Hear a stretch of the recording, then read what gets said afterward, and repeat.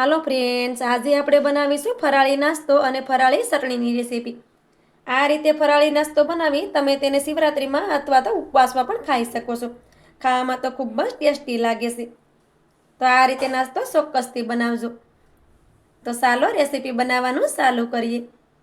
ફરાળી નાસ્તો બનાવવા માટે આપણે એક વાટકો ભરીને સાંભો લીધો છે, જેને આપણે મોરૈયો પણ કહેતા હોઈએ છીએ। આ રીતે મોરૈયો છે તે કોઈ પણ દુકાને મળી જતો હોય છે। તો હવે આપણે તેને એક વાટકામાં નાખી દેશું। આ રીતે મોટો વાટકો હોય તેમાં તેને નાખી દેવાનો। હવે તેમાં પાણી નાખશું અને આ રીતે આપણે સામાને ધોઈ લેવાનો છે। હવે આ પાણી આપણે કાઢી નાખશું અને સારી રીતે સામાને ધોઈ લેશું। સામાને આપણે પાણીથી સારી રીતે ધોઈ લીધો છે। હવે આપણે મિક્સરનું જાર લેવાનું છે અને તેમાં આપણે સામાને નાખી દેશું। હવે તેમાં આપણે 2 ચમચી જેટલું પાણી નાખી દેશું। હવે તેનું ઢાંકણ બંધ કરી અને તેને આપણે પીસી લેવાનો છે। સામાને આપણે પીસી લીધો છે। હવે આપણે એક વાસણ લેશું અને સામાને તેમાં નાખી દેશું। હવે આપણે તેની ઉપર ઢાંકણ ઢાંકી દેશું અને તેને આપણે 5 મિનિટ સુધી રેસ્ટ કરવા રાખી દેશું, જેથી કરી સામો છે તે સારી રીતે ફૂલી જાય। ત્યાં સુધી આપણે ચટણી બનાવીને રેડી કરી લેશું। ચટણી બનાવવા માટે આપણે નાનું મિક્સરનું જાર આવે છે તે લીધું છે। હવે તેમાં આપણે લીલા ધાણા નાખી દઈએ। તો લીલા ધાણાને આપણે ધોઈ અને દાંડલા સહિત લીધા છે, કેમ કે તેની ફ્લેવર છે તે ચટણીમાં સારી લાગે છે। હવે તેમાં આપણે થોડુંક જીરું નાખી દઈએ। એક નાનો ટુકડો આદુનો નાખી દઈએ। થોડાક આપણે કાચા સિંગના દાણા નાખી દઈએ। તમારે શેકેલા સિંગના દાણા નાખવા હોય તો પણ તમે લઈ શકો। હવે આપણે એક તીખું લીલું મરચું લીધું છે, તો તેને પણ આ રીતે ટુકડા કરી અને નાખી દેવાનું। આમાંથી કોઈ પણ વસ્તુ તમે ઉપવાસમાં ન ખાતા હોય તો તેને તમારે કીપ કરવાની અને નહીં નાખવાની। હવે તેમાં આપણે સેંધા મીઠું નાખીશું। થોડોક આપણે લીંબુનો રસ પણ નાખી દેશું। તમને મીઠી ચટણી પસંદ હોય તો તમે તેમાં ખાંડ પણ નાખી શકો। હવે તેમાં આપણે 2 ચમચી જેટલું પાણી નાખી દઈએ અને બધી વસ્તુને પીસી લઈએ। ચટણીને આપણે સારી રીતે પીસી લીધી છે। તો આપણે ઉપવાસ માટે ચટણી બનીને રેડી થઈ ગઈ છે। હવે તેને એક વાટકામાં કાઢી લઈએ। તો આપણી આ ઉપવાસમાં ખાવાની ચટણી બનીને તૈયાર થઈ ગઈ છે। હવે તેને સાઈડ પર રાખી દઈએ। બેટરને આપણે રેસ્ટ પર રાખ્યું, તેની પણ 5 મિનિટ થઈ ગઈ છે। ત્યાર પછી બેટરને આપણે જોઈ લેવાનું। તો બેટર પણ આપણું આ રીતે સારી રીતે ફૂલી ગયું છે, તમે જોઈ શકો છો। હવે આપણે આ બાફેલા 2 બટેટા લીધા છે, તો આ રીતે ખમણી લેવાની છે ને બટેટાને આ રીતે ખમણી અને તેમાં નાખી દેવાના। બટેટાને બાફી અને ઠંડા થઈ જાય પછી જ લેવાના। બટેટાને આપણે આ રીતે ખમણી લીધું છે। હવે તેમાં આપણે આદુ અને મરચાંની પેસ્ટ નાખી દઈએ। તીખું જેટલું તમારે જોતું હોય એ પ્રમાણે આદુ અને મરચાંની પેસ્ટ લઈ લેવાની। સ્વાદ પ્રમાણે એમાં સેંધા મીઠું નાખી દઈએ। થોડાક આપણે લીલા ધાણા નાખી દઈએ।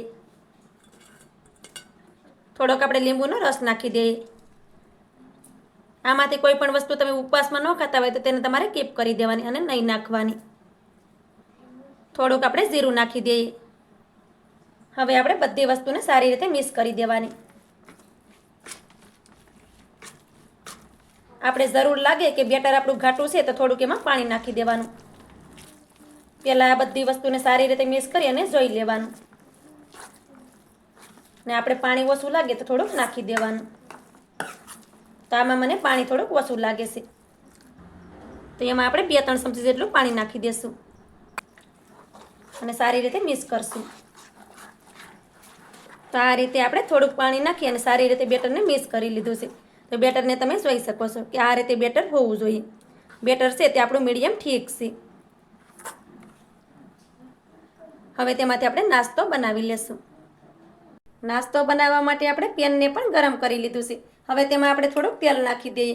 આ રીતે તેલ નાખી અને ફેલાવી દેવાનું। તમારે ઘી નાખવું હોય તો ઘી પણ તમે નાખી શકો।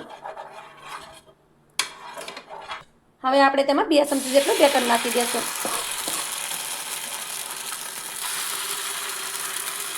પછી આ રીતે તેને ફેલાવી દેવાનું।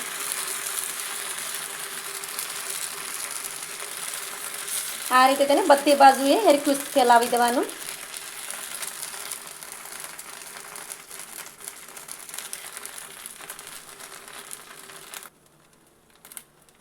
આ રીતે બેટરને આપણે ફેલાવી દીધું છે। ચમચીથી બેટર છે તે આસાનીથી ફેલાઈ જાય છે, તમે જોઈ શકો છો. હવે આપણે તેને એ પર ઢાંકણ ઢાંકી દેવાનું છે. ઢાંકણ ઢાંકી અને અડધી મિનિટ સુધી તેને સડવા દેવાનું. અડધી મિનિટમાં નાસ્તો છે તે ઉપરથી એકદમ ડ્રાય થઈ જશે. નાસ્તાની ઉપર આપણે ઢાંકણ ઢાંકી અને તેને આપણે અડધી મિનિટ જેવું સડવા દીધું છે. પછી આપણે જોઈ લેવાનું. તો અડધી મિનિટ પછી આપણે નાસ્તાને જોઈએ તો નાસ્તો છે તે આ રીતે ઉપરથી ડ્રાય થઈ ગયો છે. હવે આપણે તેને બીજી સાઈડમાં પલટાવી દેશું. આ રીતે નાસ્તાને આપણે બીજી સાઈડમાં પલટાવી દેવાનો. હવે આપણે કિનારેથી થોડુંક તેલ નાખી દેવાનું આ રીતે. હવે આપણે ઢાંકણ નથી ઢાંકવાનું અને નાસ્તાને આપણે ખુલ્લામાં જ સડવા દેશું. નાસ્તાને સડતા થોડીક વાર થાય પછી તેને પાછું આ રીતે બીજી સાઈડમાં પલટાવી દેવાનું. આ રીતે પલટાવતા જવાનું અને નાસ્તાને સારી રીતે સડવા દેવાનું. તો આ રીતે નાસ્તાને બંને સાઈડમાં ફેરવતા જવાનું અને નાસ્તાનો કલર થોડોક ચેન્જ થાય ત્યાં સુધી તેને સડવા દેવાનું. નાસ્તાને આપણે બંને સાઈડમાં ફેરવતા ગયા છીએ અને નાસ્તાનો કલર ચેન્જ થયો ત્યાં સુધી તેને આપણે સડવા દીધો છે. તમે જોઈ શકો છો કે નાસ્તો આપણો સારી રીતે સડી ગયો છે. હવે તેને આપણે એક થાળીમાં કાઢી લઈએ. હવે આપણે આ જ રીતે બધા નાસ્તાને બનાવી અને પહેલાં રેડી કરી લઈએ. તો આ રીતે આપણો ગરમા ગરમ ફરાળી નાસ્તો બની અને રેડી થઈ ગયો છે. હવે આપણે તેની સાથે ચટણીને પણ સર્વ કરી દઈએ. આ રીતે નાસ્તો બનાવી શિવરાત્રિમાં ચોક્કસથી ખાજો. ખાવામાં તો ખૂબ જ ટેસ્ટી લાગે છે. તો મારી આજની રેસીપી તમને સારી લાગી હોય તો લાઇક કરી કોમેન્ટ કરી દેજો. ચેનલ પર નવા હોય તો ચેનલને સબસ્ક્રાઈબ કરવાનું ભૂલતા નહીં. તો મળીએ એક આવી જ નવી રેસીપીની સાથે. ત્યાં સુધી બધાને જય માતાજી.